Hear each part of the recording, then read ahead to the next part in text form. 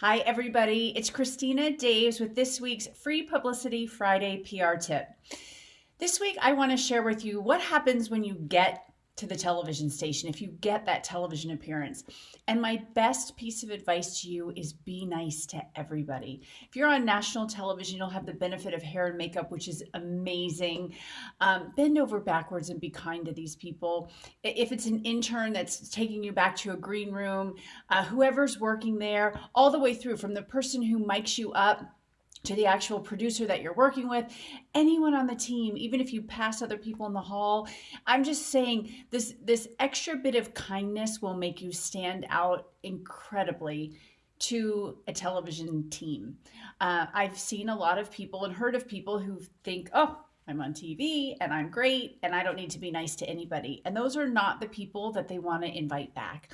So make yourself part of their family. Be, like I said, just be kind to everybody when you get to the television station, and it will pay off in spades. So that is this week's PR tip. If you like this and you would like more, please join our challenge at yourprchallenge.com. I take you through a series of ways to position yourself as an expert and really build your brand and to start getting media exposure. So sign up for the challenge, yourprchallenge.com. I will see you there, and then I'll see you in the media.